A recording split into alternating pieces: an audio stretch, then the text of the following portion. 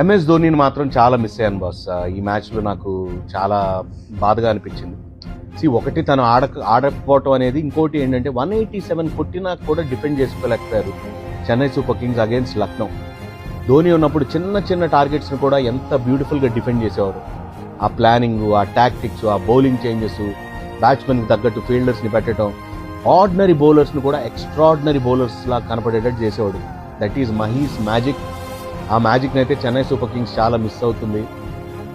Every CSK fan is missing Mahendra Singh Dhoni. నేనైతే ఈ మ్యాచ్ను చాలా క్లియర్గా మిస్ అయ్యాను.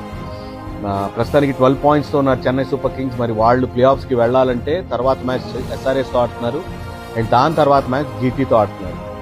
రెండిటికి 2 మ్యాచ్లు గెలవాల్సిన సిచ్యువేషన్ అయితే గ్యారెంటీ ఉండబోతోంది. మరి ఎలా గెలుస్తారనే చూడాలి. But I'm missing Mahendra Singh ధోనిని అయితే చాలా బిగ్ టైం మిస్ అవుతున్నాను.